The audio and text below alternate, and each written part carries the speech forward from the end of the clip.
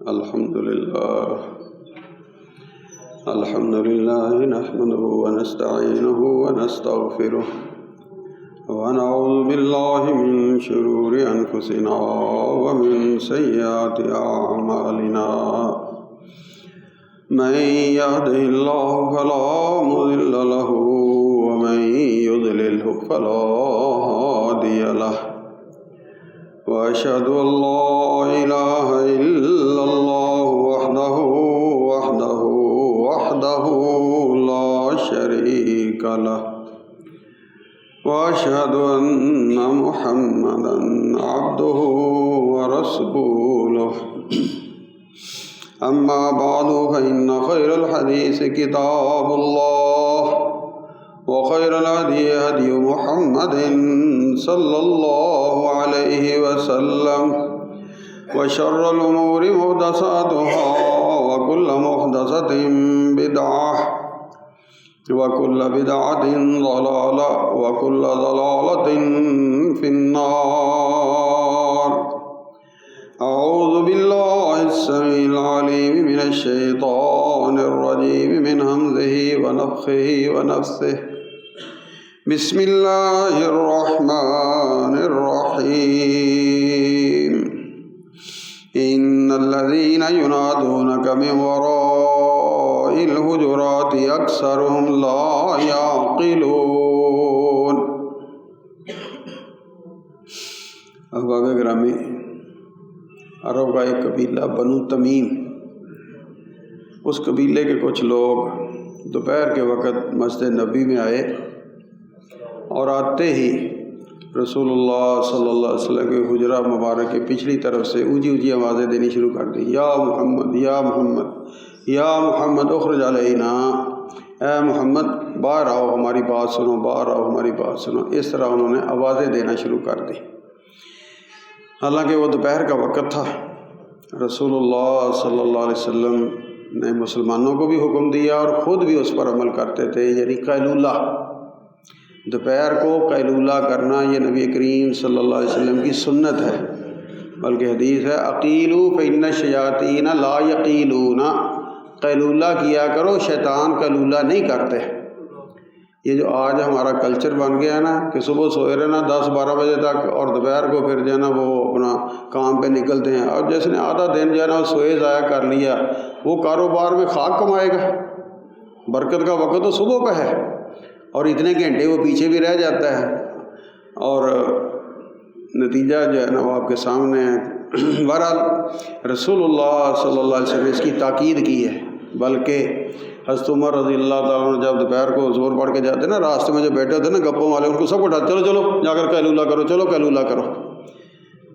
ڈاکٹری اعتبار سے بھی باڈی جو ہے نا صبح سے کام کر رہی ہے تو ریسٹ مانگتی ہے. اس کو آدھا پونا گھنٹہ ریسٹ مل جائے تو پھر کو فٹ ہو جاتی ہے، پھر شام تک بندہ نا بڑے آرام سکون سے کام کرتا ہے. اس لیے یہ یورپ کی نکالی میں اس کلچر کو اپنانا، اس کے دل دادا ہونا، اس کے پیچھے مرتے جانا، یہ کوئی عقل کا فیصلہ نہیں. میں معذرت کے ساتھ، عقل کا فیصلہ کیا ہے کہ اس جہان کا نظام ہے، اس کے ساتھ ہم چلے. صبح سورج چڑھتا ہے، سارا جہان جاگ پڑا، میں اور آپ بھی جاگ جائیں. دوپہر کو قیلولے کی سنت ہے نبی علیہ السلام کی، دوپہر کو قیلولہ کریں، شام تک اپنا کام کریں جو کرنا ہے، شام کے بعد کھانا کھائیں، گپ شپ لگائیں، عشاء پڑھیں، ساتھ ہی سو جائیں. یہ رسول اللہ صلی اللہ علیہ وسلم کی سنت ہے. تو ہم نے نا بالکل الٹ سارے کام شروع کر رکھے ہیں. اللہ ہمیں رسول اللہ صلی اللہ علیہ وسلم کی سنت پر صحیح طور پر چلنے کی توفیق عطا فرمائے. نبی کریم صلی اللہ علیہ وسلم اپنی عادت مبارک کے مطابق قیلولہ فرما رہے تھے. اب یہ جو لوگ آئے نا، غالباً یہ نئے نئے لوگ تھے، آداب سے آگاہ نہیں تھے، ویسے بھی دیہاتی تھے، ایک نبی علیہ السلام کی مجلس کے بھی ادب آداب سے واقف نہیں تھے. یا محمد اخرج علینا اخرج علینا، نکلو نکلو ہماری بات سنو. حالانکہ کیا خبر نبی علیہ السلام سو رہے ہوں. اب عام آدمی بھی سو رہا ہو تو اگر کوئی بہت مجبوری نہیں تو اسے قدر نہیں تنگ کرنا چاہیے. اور کیا خبر کہ رسول اللہ صلی اللہ علیہ وسلم پر عین اس لمحے اس گھڑی وحی نازل ہو رہی ہو. اب یہ وعدے دے رہے ہیں. بہرحال بہتر ان کے لیے کیا تھا کہ یا تو پیغام بھیج دیتے یا انتظار کرتے. لیکن ان لوگوں نے انتظار کرنے کی بجائے اونچی اونچی آوازیں دینے شروع کر دی اور اللہ نے فیصلہ کیا دیا؟ ان الذین ینادونک من وراء الحجرات، جو لوگ آپ کے حجروں کے پیچھے سے آ کر آپ کو اونچی اونچی آوازیں دے رہے ہیں، اکثرہم لا یعقلون، ان کو عقل ہی نہیں، ان کو سمجھ ہی نہیں کہ کس ہستی کو ہم کس طرح یہ آوازیں دے رہے ہیں، وقت کیا ہے۔ دیکھیں دنیا میں کوئی بھی بندہ ہے نا، اگر وہ اپنے ٹائم ٹیبل، نظام الاوقات کی پابندی نہیں کرتا تو کبھی کچھ نہیں کما سکتا۔ وہ کاروباری ہے، وہ لکھنے پڑھنے والا، جو بھی ہے، جو بندہ وقت کی قدر کرتا ہے، اپنا ٹائم ٹیبل جو ہے وہ طے کرتا ہے اور اس کے مطابق چلنے کی کوشش کرتا ہے۔ بڑے بڑے عالم ہیں، بہت تھوڑی عمر گئے ہیں، لیکن انہوں نے وقت کی پابندی کی اور الحمدللہ بے شمار کام چھوڑ کر گئے۔ اور جو لوگ وقت کی پابندی نہیں کرتے وہ سارا وقت بس اسی طرح ضائع ہی کرتے ہیں۔ تو اللہ کی بہت بڑی نعمت ہے، یہ ایک ایک سانس کی قیمت نہیں ہم دے سکتے۔ ہسپتالوں میں جا کر دیکھیں جن کو سلنڈر لگے ہوتے ہیں، کتنی مہنگی سانسیں انہیں پڑ رہی ہوتی ہیں، اور اللہ نے تو ہمیں کتنی پتہ نہیں 60 70 80 سال موج کرائی ہے، تو اس کی بہرحال ہمیں قدر کرنی چاہیے۔ اور وقت کی قدر یہی ہے کہ اس کو ایسے کام میں استعمال کرے، یا ہماری یہ دنیا بنے یا آخرت بنے، ضائع کچھ نہ ہو اس میں سے۔ نبی علیہ الصلوۃ والسلام کو انہوں نے جو آوازیں دیں تو اللہ نے کیا فرمایا؟ اکثرہم لا یعقلون، ان کو عقل ہی نہیں ہے، اکثریت ان کی جو ہے نا وہ بے عقلی سے کام لے رہی ہے۔ کہ چاہیے تو یہ تھا کہ یہ نبی علیہ الصلوۃ والسلام کی شان، مقام، مرتبہ، آپ کی جلالت، آپ کی عظمت، اس کا لحاظ کرتے، بیٹھ کر انتظار کرتے، اور بہت ہی کوئی ایمرجنسی دی تو پیغام بھیج دیتے، اس کے بعد نبی علیہ السلام تشریف لاتے۔ تو بہرحال رسول اللہ صلی اللہ علیہ وسلم کی شان، مقام، مرتبہ، اس کا تقاضا یہ ہے کہ جتنا مرضی انتظار کرنا پڑے وہ تھوڑا ہے، وہ سستا ہے، اور اس طرح اونچی اونچی آوازیں دینا یہ بیوقوفی ہے، بے ادبی ہے۔ اور آپ کی ذات، اس کے حضور کسی قسم کی بے ادبی اس کی گنجائش نہیں ہے۔ نبی علیہ الصلوۃ والسلام سے ہمارا تعلق ایمان کا ہے، لیکن اس تعلق کی جو نزاکتیں ہیں نا وہ بھی ہمیں سمجھنے کی ضرورت ہے کہ یہ کتنا نازک تعلق ہے۔ معمولی سا بھی معاملہ ادھر ادھر ہو جائے تو نقصان بہت زیادہ ہے، اور نقصان ہمارا ہے۔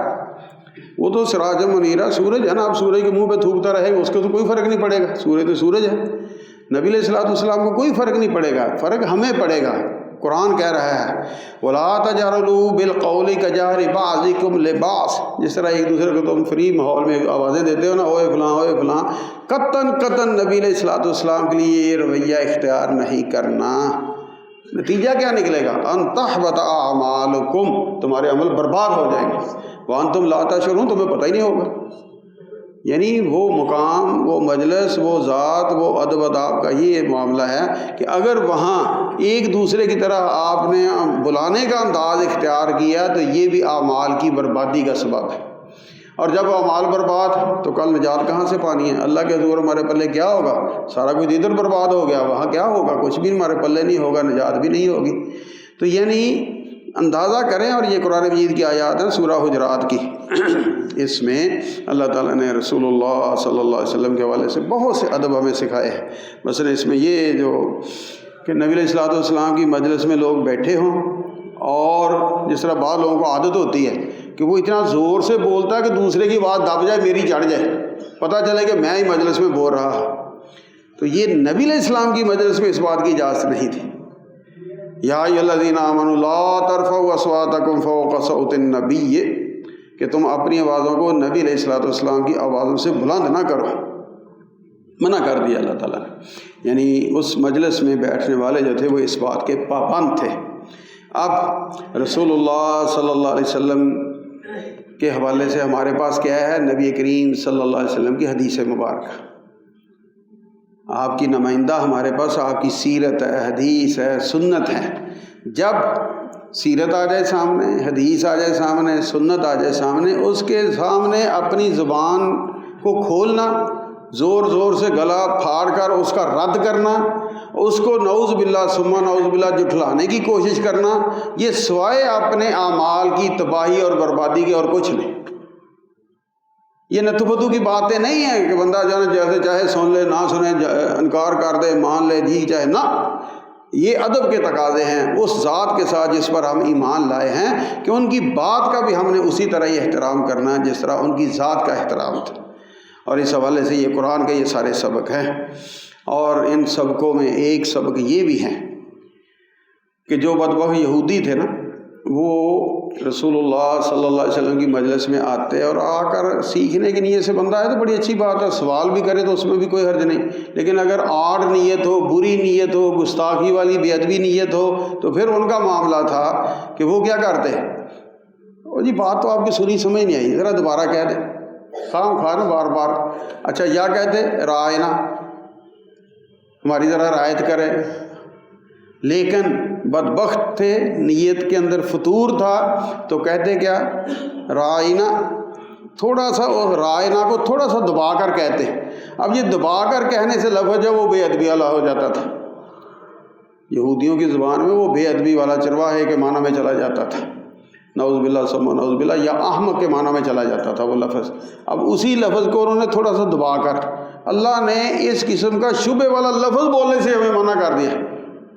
لا تقولوا رائنا، تم نے نہیں یہ لفظ استعمال کرنا، وقولوا انظرنا، اگر ضرورت پڑے کہنے کی تو انظرنا کہو کہ ہماری طرف نظر کیجئے، ہماری طرف دیکھیے، ہمارا خیال کیجئے، لیکن یہ جو لفظ جو جس میں شبہ پڑ سکتا ہے، ایک تھا نا کلیئر کٹ بےہودگی، بے ادبی، گستاخی، وہ تو مجال ہی نہیں ہے نا، جس میں شبہ پڑ سکتا ہے وہ لفظ بھی بولنے سے ہمیں منع کر دیا گیا ہے۔ اس سے اندازہ کر لیں کہ نبی کریم صلی اللہ علیہ وسلم کی ذات گرامی کا مقام مرتبہ کیا ہے، ان کے حضور کیا رویہ ایک مسلمان ہونے کے ناطے ہمیں اختیار کرنا چاہیے۔ کیوں؟ ایک طرف یہ اپنے ایمان کی بربادی ہے، اعمال کی بربادی ہے، دوسری طرف یہ اللہ کی پکڑ بہت جلد اس پر آتی ہے۔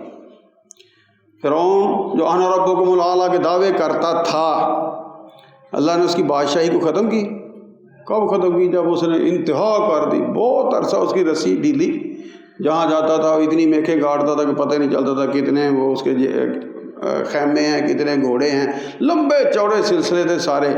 فوراً اللہ نے اس کی پکڑ نہیں کی، بالکل انتہا پہ جا کر اس کی پکڑ ہوئی ہے، لیکن وہ اللہ قادر تھا، لیکن اپنے معاملے میں اللہ نے رائے دے رکھی، اور لیکن رسول اللہ صلی اللہ علیہ وسلم کی شان میں جو گستاخی کرنے والے تھے، بے ادبی کرنے والے لوگ تھے، ان کو اللہ نے رعایت نہیں دی۔ سب سے پہلا گستاخ کون تھا؟ جب رسول اللہ صلی اللہ علیہ وسلم نے اللہ کے حکم پر پہاڑی پر چڑھ کر واز کیا تھا، حکم ملا تھا فَاصْدَعْ بِمَا تُؤْمَرْ، کھلے لفظوں جو نا بیان کریں، آپ نے بلایا، قوم آئی اور ان کو آپ دعوت دی، اب وہ جب دعوت دی اور انہیں کہا کہ بھئی تم میرے بارے میں کیا خیال کرتے ہیں، اگر میں کہوں کہ اس پہاڑ کے پیچھے جو ہے کوئی فوج ہے تو مانو گے کہنے ما جربنا کا علیکا کذباً، ہم نے تو کبھی آپ کو جھوٹ بولتے نہیں دیکھا، یعنی ہم سوچ بھی نہیں سکتے کہ آپ کی زبان مبارک سے کوئی غلط بات نکل سکتی ہے، آپ جو کہیں کہ ہم اس کو مانیں گے۔ تو پھر آپ نے فرمایا قولوا لا الہ الا اللہ تملک العرب والعجم، لا الہ الا اللہ پڑھ لو، عرب و عجم کے بادشاہ بن جاؤ۔ اب یہ لا الہ الا اللہ کی دعوت، لفظ دو چار ہیں جن پہ نقطہ بھی کوئی نہیں ہے، لیکن ہم کیونکہ عربی نہیں جانتے، ہم اس کی تہ میں جو کچھ ایک انقلابی پیغام تھا نا وہ نہیں سمجھتے، اور وہ جن کی زبان تھی وہ سمجھتے تھے کہ یہ لا الہ کی جو دعوت ہے، اس کا نتیجہ ہے کہ جتنے ہم نے کعبے میں بت سجائے ہیں، جتنے اپنی بغلوں میں اپنے گھروں میں سجائے پھرتے ہیں، ان سب کا انکار ہے، جہاں جہاں ہم نے اپنے آستانے بنائے ہیں ان سب کا انکار کریں گے، لا الہ کی تلوار چلے گی اور سب فارغ ہو جائیں گے۔ اس کا ایک جملہ جو ہے اس کو ماننے کا نتیجہ تو یہ نکلنا ہے۔ اب وہ اہل زبان تھے، وہ سمجھتے تھے اس کی حقیقت کو، تو وہ سب سے پہلے جو ہے نا وہ ابو لہب نے مخالفت کی اور کہنے لگا نعوذ باللہ سبحان نعوذ باللہ، رسول اللہ صلی اللہ علیہ وسلم سے کہنے لگا تبا لک ما جمعتنا الا لہذا، یہ بخاری کی روایت ہے، تیرا نعوذ باللہ کہ تیرا ستیہ ناس ہو، یہ اس بدبخت کے الفاظ ہیں کہ تو نے ہمیں اس لیے بلایا تھا، یعنی گستاخی کی، اور نتیجہ کیا نکلا کہ کتنی جلدی یہ بھی، اس کی بیوی بھی، اس کے بچے جو رسول اللہ صلی اللہ علیہ وسلم کی بیٹیوں کو طلاق دینے والے تھے، سارے کے سارے اللہ نے تباہ و برباد کر کے رکھ دیے، اور جتنے یہ اس قسم کے لوگ تھے جو آپ کی شان میں گستاخی کرنے والے تھے، ان سب کو بہت جلد اللہ تعالیٰ نے بدر کے کنویں میں سب وہ 70 سرگنے جو تھے بڑے بڑے بے ایمان، سارے کے سارے وہاں لاشیں ان کے پڑے تھے، تڑپ رہے تھے، یہ اللہ کی پکڑ آئی تھی، اور یہ اس اسلام کا مزاج ہے، آج بدبخت یہ یورپ والے جو بڑے نام نہاد اپنے آپ کو تہذیب یافتہ ترقی یافتہ پتہ نہیں کیا کچھ گنتے ہیں اور ہمیں اپنے مقابلے میں بالکل جڑ جاہل گنتے ہیں، لیکن ان بدبختوں کی تاریخ پڑھو نا۔ آج کل یہ فرانس والوں نے یہ مسئلہ ہمارے لیے کھڑا کیا نا کہ نبی کریم صلی اللہ علیہ وسلم کی شان میں گستاخی والا معاملہ، تو انہوں نے جس طرح ہمارے یہاں برطانیہ کی حکومت تھی، آگے ان کی جدھر حکومتیں تھیں ادھر یہ لوگ کیا کرتے تھے، یہ جو لوگ ہے جس سے آپ سڑکیں بناتے ہیں، یہ پگھلا کر جو لیڈر ہوتے تھے ان کو سیدھا اس میں ڈال دیتے تھے۔ کوئی بندہ سوچ نہیں سکتا کہ اس قسم کے بھی ظالم یہ وحشی یہ لوگ تھے جو آج دنیا کے مہذب لوگ بنے پھرتے ہیں اور نام نہاد مہذب ہیں۔ یہودیوں کی بات ہو تو ہولوکاسٹ، کبھی یہودیوں کے خلاف بات نہیں کر سکتے، ہٹلر نے اتنی تباہی مچائی، اتنے ہزار یہودی مار دیے، نہیں، یہاں یہ بات کرنا یورپ میں یہ جرم ہے، آپ نہیں بات کر سکتے۔ اور دوسری طرف نہیں جی آزادی ہے، جو بندہ جو چاہے کہنا چاہے کہہ سکتا ہے، کہنا چاہے کہہ سکتا ہے، اور آزادی کے نام پہ ہمیشہ جو ہے نا وہ ٹیسٹ ہمیں کرتے ہیں کہ ان کے دلوں میں ابھی نبی کریم صلی اللہ علیہ وسلم کی محبت ختم ہوئی ہے یا نہیں۔ آپ کے بارے میں گستاخی والے کلمے کہیں گے، کارٹون بنائیں گے بے ادبی کا کوئی نہ کوئی، اور وہ ٹیسٹ کرتے ہیں۔ اور انشاءاللہ قیامت کی دیواروں تک ہم مسلمان جو ہے نا بے نماز ہو سکتے ہیں، زکوٰۃ نہ دیں یہ ہو سکتے ہیں، روزے نہ رکھیں یہ ہو سکتے ہیں، حج کی صلاحیت یعنی صحت بھی ہو پیسہ بھی ہو حج نہ کریں یہ بھی ممکن ہے، لیکن مسلمان کو کیا گزرا مسلمان شرابی کبابی جو مسلمان ہے وہ بھی یہ نبی علیہ السلام کے حوالے سے بے ادبی والی بات نہیں برداشت کر سکتا۔ اور یہ ایک ایسا نقطہ ہے کہ دنیا کے ہر کونے سے مسلمان جو ہے نا اس کے حوالے سے آپ کو ایک اپنے اندر تڑپ، ایک درد اور ایک رد عمل، ایک احتجاج کرتا دکھائی دیتا ہے۔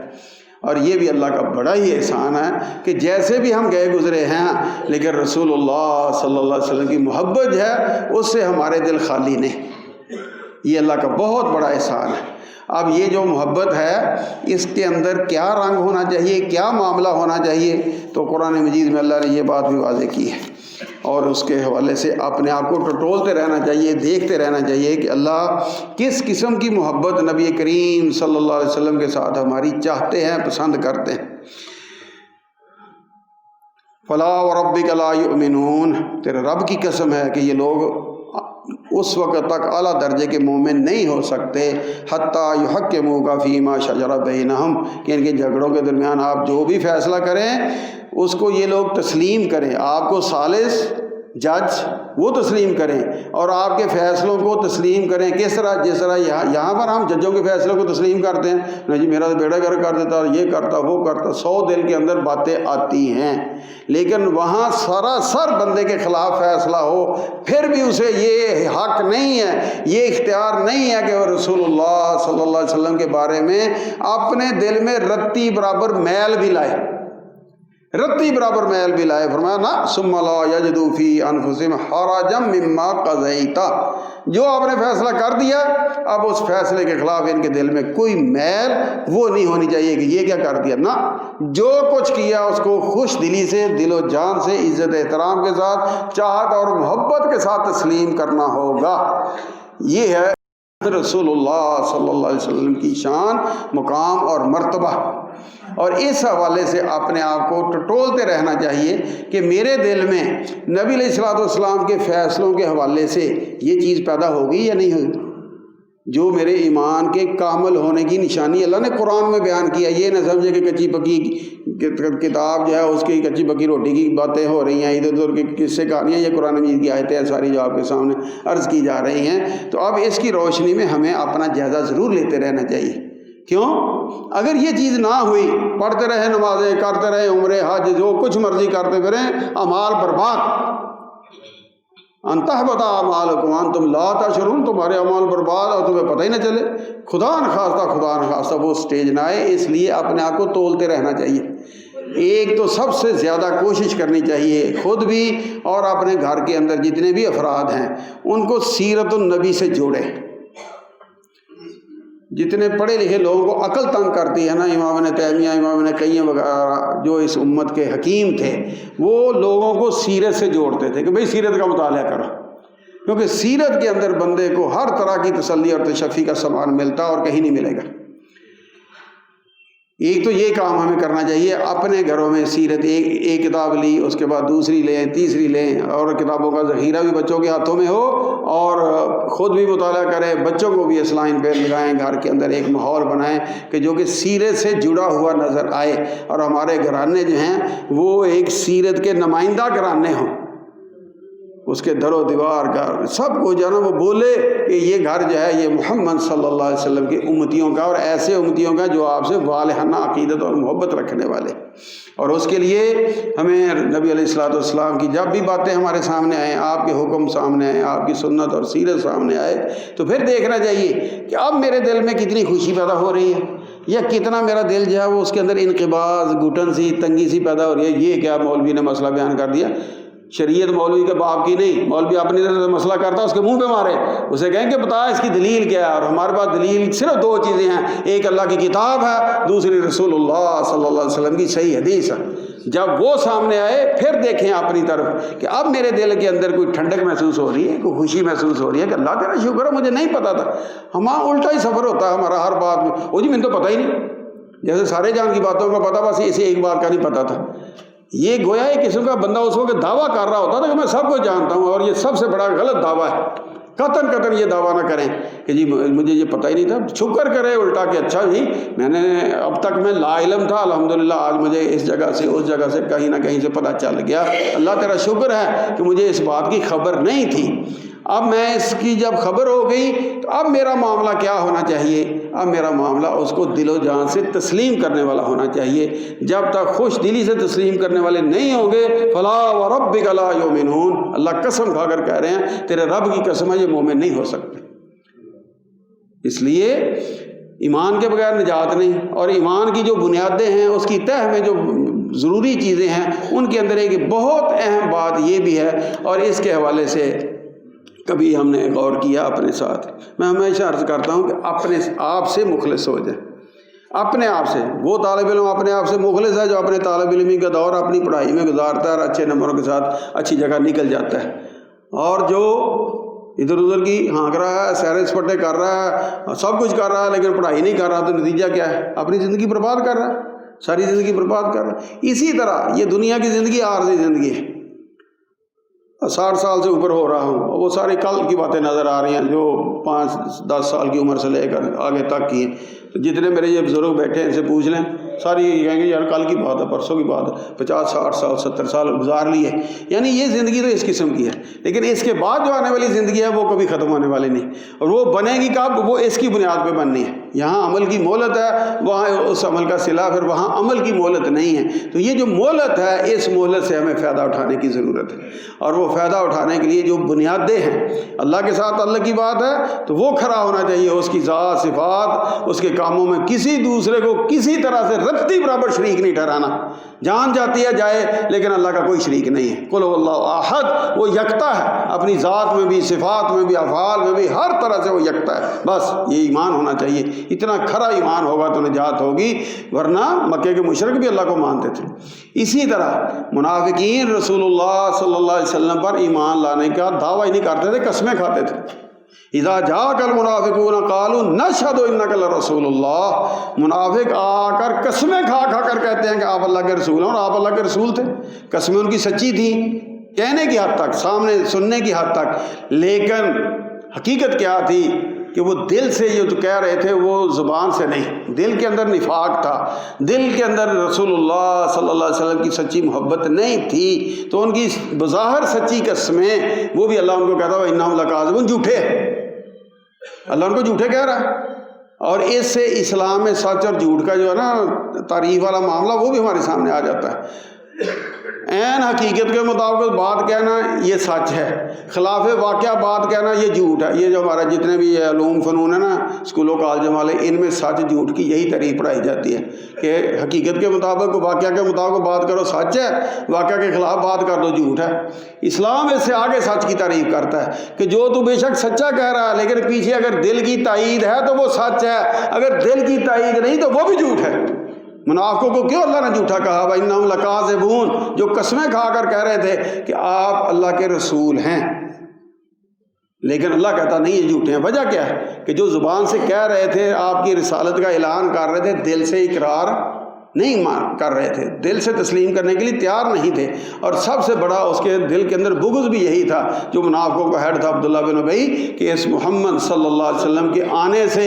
جو مدینے کے اوس اور خزرج کی صلح کے نتیجے میں وہاں کی بادشاہی کا تاج میرے سر پہ رکھا جا رہا تھا، مونگوں کا تاج اس کے موتیوں کے لیے تیار کر دیا گیا تھا، لیکن رسول اللہ صلی اللہ علیہ وسلم جب تشریف لے گئے، اب کون پوچھتا عبداللہ بن ابی کو؟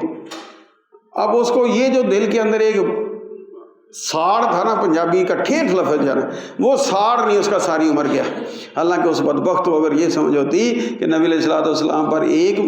تاج، ایک بادشاہی، ایک سرداری، سارے جہان کی سرداریاں قربان کر دیں، آپ کے قدموں میں جگہ مل جائے، اس سے بڑی تو بات ہی کوئی نہیں۔ لیکن بس وہ دنیا دار جو ہوتا ہے اس کی سوچ دنیا کی سطح تک ہوتی ہے، اور اس سے آگے اسے کچھ بھی نظر نہیں آتا، اور اسے بھی نظر نہیں آیا، اور نتیجہ کیا ہے کہ رسول اللہ صلی اللہ علیہ وسلم نے جنازہ بھی پڑھایا، اللہ نے کہا کہ نہیں، اس کے دل میں تیرا ادب نہیں ہے، اس کے لیے معافی نہیں ہے۔ تو جس کے دل میں ادب نہ ہوگا اس کے لیے معافی نہیں۔ تو دل میں ادب کا پتہ کب چلتا ہے؟ جب بندہ بات آئے سامنے، عمل آئے سامنے، اور پھر دلی طور پہ اسے تسلیم کرے، تو اس کا مطلب ہے اس کے دل میں اس بات کے لیے بھی عزت ہے، اس عمل کے لیے بھی عزت ہے۔ بات سامنے آ گئی، میں نے پرواہ نہیں کی، تو اس کا مطلب ہے نہ میں بات زبانی طور پہ اس کو مان رہا ہوں، نہ میں دلی طور پر اس کو مان رہا ہوں۔ تو رسول اللہ صلی اللہ علیہ وسلم کے ساتھ جو بحیثیت مسلمان ہمارا تعلق ہے، اس کو ٹٹولتے رہنا چاہیے۔ نجات کا دار و مدار اس پر ہے۔ اگر ایمان درست ہوگا، ایمان کے دو ہی پہلو ہیں، لا الہ الا اللہ محمد الرسول اللہ۔ لا الہ الا اللہ والا پہلو جو ہے وہاں بھی اپنے آپ کو ٹٹولتے رہیں، کہیں میرے دل دماغ میں مانا کہ میں نہیں قبروں کو سجدے کرتا، مانا کہ میں بتوں کو سجدے نہیں کرتا، مانا کہ میں فلاں بڑے بڑے شرک نہیں کرتا، لیکن کہیں یہ تو نہیں کہ میری اپنی اناج ہے یہی بت بنی ہو، واتخذ الہہ ہواہ، اپنے آپ کو میں نہیں جی میں تو ایسے ہی کرتا ہوں، بس جی ٹھیک ہے جی، جو مرضی قرآن کہتا رہے، جو مرضی مولوی کہتا رہے، حدیث کہتی رہے، مجھے نہیں پرواہ، میں ایسے ہی کرتا ہوں۔ اس نے اپنے نفس کو اپنا الہ بنایا ہوا، یہ بھی اسی طرح کا مجرم ہے جس طرح کوئی بت کو پوجنے والا مجرم ہے، یہ بھی اسی قسم کا مجرم ہے۔ اور یہ سمجھتا کہ نہیں میں بڑا موحد ہوں، نہیں، قربانیاں دیں، اپنے نفس کی بھی، اپنی انا کی بھی، اپنی خواہشات کی بھی قربان کر لیں، سب کچھ اللہ کے حضور، پھر اللہ پر ایمان درست ہوگا۔ اور اسی طرح رسول اللہ صلی اللہ علیہ وسلم کے حوالے سے معاملہ ہے۔ ہر نماز میں ہمیں سبق سکھایا گیا، اہدنا الصراط المستقیم کی دعا سکھائی گئی، یا اللہ سیدھا راستہ، یا اللہ سیدھا راستہ۔ کیسا سیدھا راستہ؟ دنیا بھی عزت والی اور آخرت بھی کامیابی والی۔ اتنا سیدھا ہو، اتنا سیدھا ہو کہ یا اللہ دنیا میں بھی میرے لیے کوئی پریشانی نہ ہو، ربنا آتنا فی الدنیا حسنہ وفی الآخرۃ حسنہ، ہر طرح کی بلائیاں شائیاں وہ میرا مقدر بنے، اور آخرت کی بھی کامیابی ہو۔ یہ دعا سکھائی گئی، اور اس دعا کا جواب کہاں جا کر ملتا ہے؟ وَإِن تُطِيعُوهُ تَهْتَدُوا، اگر آپ صلی اللہ علیہ وسلم کی اطاعت کرو گے تو وہ ہدایت پاؤ گے، جس ہدایت کے تم ہر رکعت کے اندر طالب ہو، دعا کر رہے ہو۔ ہر رکعت میں ہم دعا کرتے ہیں اہدنا الصراط المستقیم، یا اللہ سیدھا راستہ، سیدھا راستہ۔ کہاں وہ سیدھا راستہ؟ وَإِن تُطِيعُوهُ، ہو کی ضمیر کدھر جا رہی ہے؟ نبی کریم صلی اللہ علیہ وسلم کی طرف جا رہی ہے، کہ اگر آپ ان کی اطاعت کریں گے تہتدوا، ہدایت تب ملے گی۔ ہدایت قیامت تک، قیامت کی دیواروں تک، ہر ایک کے لیے، چھوٹا ہے، بڑا ہے، پڑھا ان پڑھ ہے، بادشاہ ہے یا فقیر ہے، ایشیا کا ہے یا یورپ کا، جہاں کا مرضی ہے، یہ ہے رسول اللہ صلی اللہ علیہ وسلم کا مقام اور شان اور مرتبہ، کہ اس کے لیے ہدایت کا واحد راستہ رسول اللہ صلی اللہ علیہ وسلم کی اتباع میں، بس اس کے علاوہ کوئی ہدایت کا راستہ نہیں۔ فماذا بعد الحق الا الضلال، حق کے بعد گمراہی گمراہی ہے، گمراہی گمراہی ہے۔ اللہ کا شکر کرے وہ بندہ جو اس راستے پر چل پڑا، تو پھر ساتھ فکر کرے اس ذمہ دار کی طرح، جس طرح ذمہ دار اچھی پیلی تیار کرتا ہے، اس کے بعد اچھا بیج ڈالتا ہے، سب کچھ کرنے کے بعد سو نہیں جاتا، بھول نہیں جاتا، بلکہ زیادہ فکر کرتا ہے کہ میری فصل کو اجاڑنے والے جانور جو ہیں وہ اجاڑے نہ۔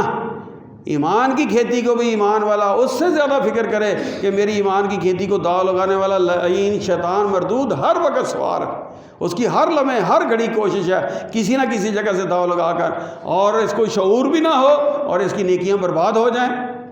اور اس کی زبان سے کوئی ایسا کلمہ نکلے، اس کے دل دماغ میں کوئی ایسا فطور پیدا ہو جائے کہ یہ نبی کریم صلی اللہ علیہ وسلم کے بارے میں کوئی غلط سوچے، کیا سب کچھ. اس لیے نہ ہم نے سوچنا ہے، نہ ماننا ہے، نہ اپنے عمل میں اس قسم کا کوئی رنگ اختیار کرنا ہے جس سے رسول اللہ صلی اللہ علیہ وسلم کی مخالفت ہو رہی ہو، جس سے رسول اللہ صلی اللہ علیہ وسلم کے معاملے میں ہم بے ادبی کا شکار ہو سکے. اس لیے دیکھیں، ہمیشہ اپنے آپ کو ٹٹولیں خیر، اور اس راستے کی اللہ سے دعا کرتے رہا کریں جس راستے میں اللہ تعالیٰ نے ہمارے لیے سارا کچھ رکھا ہے. اور اس معاملے میں صحابہ کا رویہ جو ہے وہ دیکھے کیا تھا. نبی علیہ الصلوۃ والسلام نے جب عمرے کے لیے پروگرام بنایا، ہجرت کے 6 سال گئے. اب مکے والے کسی کو نہیں روکتے تھے، لیکن جب ضد ہو تو پھر انہوں نے مسلمانوں کو راستے میں روک لیا. 8-9 میل پیچھے جو ہے نا وہ حدیبیہ کا کنواں تھا، وہاں اب وہ مکے سے لوگ آ رہے ہیں، مذاکرات ہو رہے ہیں، اور انہی میں ایک عروہ بن مسعود ثقفی نامی جو تھا ان کا پنچایتی، وہ آیا اور آ کر اس نے نبی علیہ الصلوۃ والسلام سے باتیں کرنی شروع کی. اب وہ جب باتوں کے دوران نا بعض بندوں کو عادت ہوتی بیٹھے نا، یا تو ہاتھ بات پہ ہاتھ آگے کریں گے، یا آپ کے چہرے کو ہاتھ لگائیں گے، آپ کی داڑھی کو ہاتھ لگائیں گے اگر داڑھی ہو. اب اس کو بھی عادت تھی کہ وہ رسول اللہ صلی اللہ علیہ وسلم کی باتیں کرتے ہوئے داڑھی کو ہاتھ لگا رہا تھا بار بار. اب یہی جو عروہ بن مسعود ہے ثقفی، جو قریش مکہ کا نمائندہ بن کر آیا ہے، اسی کا بھتیجے تھے مغیرہ بن شعبہ رضی اللہ تعالیٰ عنہ.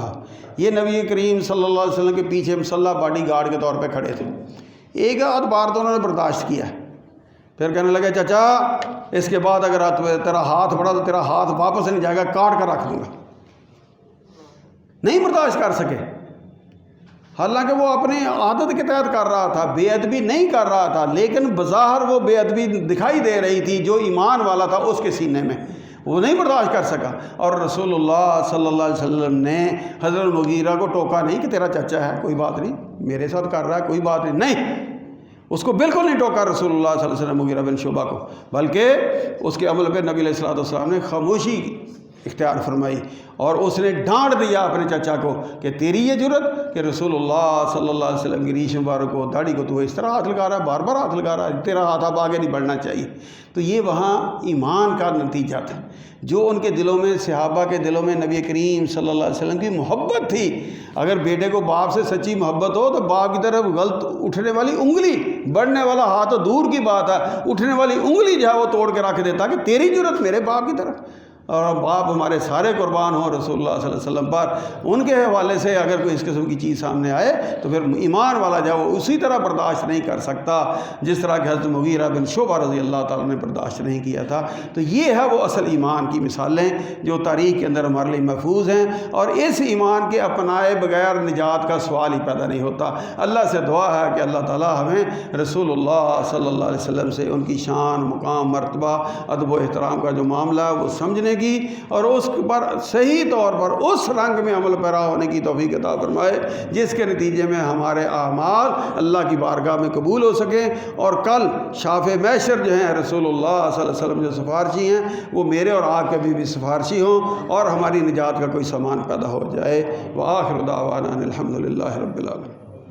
الحمدللہ نحمده ونستعینه ونستغفره ونعوذ باللہ من شرور انفسنا ومن سیئات اعمالنا. من یهده اللہ فلا مضل له ومن یضلل فلا هادی له. واشهد ان لا الہ الا اللہ وحدہ لا شریک له واشهد ان محمدا عبدہ ورسولہ. اما بعد فإن خير الحديث كتاب الله وخير الهدي هدي محمد صلى الله عليه وسلم وشر الأمور محدثاتها وكل محدثة بدعة وكل بدعة ضلالة وكل ضلالة في النار. أعوذ بالله السميع العليم من الشيطان الرجيم. ان الذين ينادونك من وراء الحجرات، بے شک جو لوگ آپ کو حجروں کے پیچھے سے پکار رہے ہیں، اکثرهم لا یعقلون، ان کی اکثریت جو ہے وہ عقل سے کام نہیں لے رہی، عقل نہیں رکھتے. سبحان ربک رب العزت عما یصفون وسلام علی المرسلین والحمد للہ رب العالمین.